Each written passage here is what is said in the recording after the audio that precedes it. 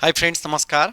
Welcome all of you to my channel. Today let's discuss about how we could find the Z score, which is the measures of the bank's financial stability, or you can say that the risks of insolvency.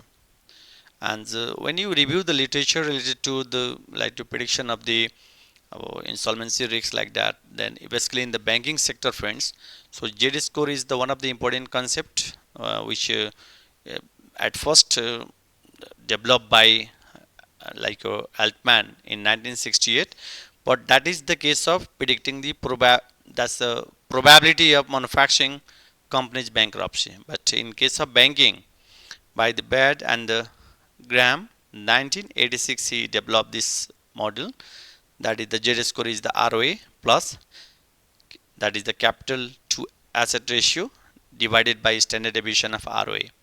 र before that हामीले के गर्नु पऱ्यो भने we need to calculate some of the important information, then accordingly we could find the z value, friends, and analyze our question accordingly.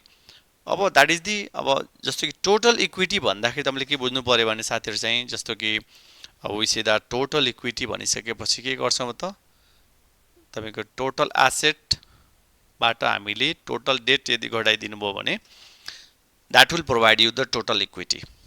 जस्तो कि banking कन्टेक्स्टमा हामी त अझ क्यापिटल एडुकेसी रेसियो भन्छौँ कि क्यापिटल रिस्क वेटेड जुन एसेट भन्छौँ. अब क्यापिटल हुँदाखेरि कस्तो हुन्छ भने कतिको क्यापिटल छ त, जस्तो क्यापिटल एसेट रेसियो भनिसकेपछि हामी पहिला त क्यापिटल निकाल्नु पर्यो. अब we have now this is net profit we have from the income statement. अब रिटर्न अन एसेट निकाल्दाखेरि साथीहरू हामी के गर्छौँ भने जस्तो कि net profit divided by total assets into 100 गर्छौँ साथीहरू चाहिँ. Okay, so this is 0.836. अब चाहियो हामीलाई now what about the equity ratio, or you can say that total equity by total assets. So total equity we just calculated here, that is the 60.1725 divided by total assets into 100 गरिदिनु पर्यो तपाईँहरूले. Okay, अब what about the debt ratio. अब debt ratio भनेको मतलब जस्तो capital structure ratio भनिसकेपछि हामी डेट रेसियो भन्छौँ या debt equity ratio you could also find it. Total debt कति छ हाम्रो भन्दा 431.3693 divided by total assets into 100. Now you could see friends, यो ब्याङ्कको चाहिँ 87.758% भनेको डेट छ भने रेस्ट भनेको इक्विटी छ. टोटल भनेको 100% हुनु पर्यो. अब जाउँ साथीहरू चाहिँ now let's calculate one of the important component जुन कि standard deviation of return on asset निकाल्नु पर्यो. ओके, अब यो एनुअल रिपोर्टबाट मैले के गरेको छु भने 5 इयर्सको डेटा राखेको छ. ओके, अब एउटा क्यालकुलेसन मात्र सो गरे मैले 23-24 को चाहिँ, remaining you could find from the annual report. Okay, अब जाउँ हामी चाहिँ भेरिएन्स भनिसकेपछि कसो हुन्छ भने sum of ROA minus ROA average का square divided by n minus 1 भन्छौँ.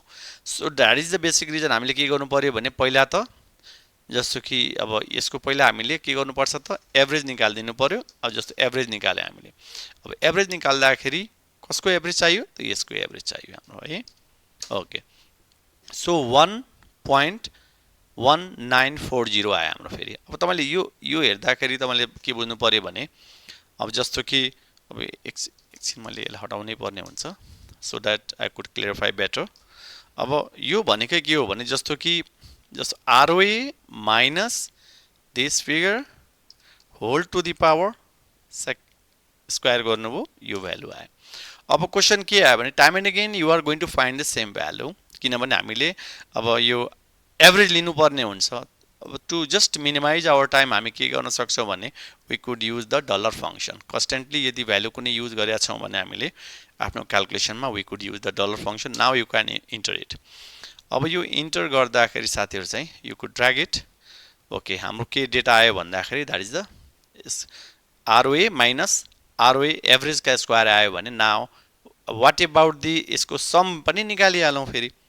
अब सम भन्दाखेरि त just sum, yeah, this sum I need it. Okay, this is 0.5186 आयो. सो आवर भेरिएन्स भनिसकेपछि के बुझ्छौँ भने यो sum divided by our number of observation n is the 5 minus 1 गर्छौँ. यदि when you review the even the Western and Copeland book को यदि पढ्नुभयो भने n-1 गर्नु कारण के हो भने अब रिस्क निकाल्दाखेरि नर्मली हामी अब प्रायर इयरको पनि हेर्छौँ फेरि that is the basic reason 5-1 गर्छौँ ओके अब भेरिएन्स यदि हामीले एक्सेल युज गर्दाखेरि के गर्दाखेरि हुन्छ त VAR function is there in Excel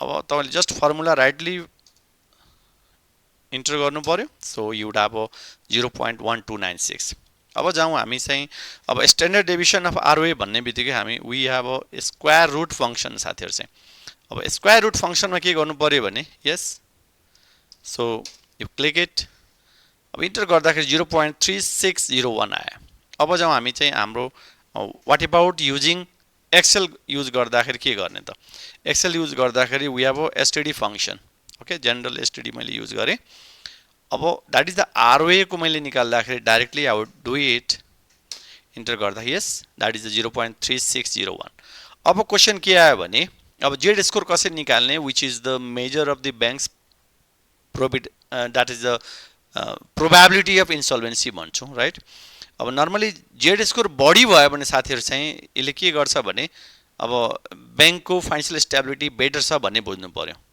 र अर्को वेमा तपाईले भन्न सक्नुहुन्छ या bank has a larger buffer of the capital and the profit relative to the volatility of the earnings जस्तो कि धेरै भोलाटाइल अब अर्निङमा छ भने that may not be good sound for the bank भन्ने बुझ्नु पर्यो जस्तो कि लोअर जेड स्कोर आइदियो भने यसले के गर्छ भने हाई रिस्क अफ इन्सल्भेन्सी भन्छौं हुन त this Z score whatever we are discussing today यो भनेको लिटरेचरमा जस्तो बोयड एन्ड ग्राहम 1986 मा अब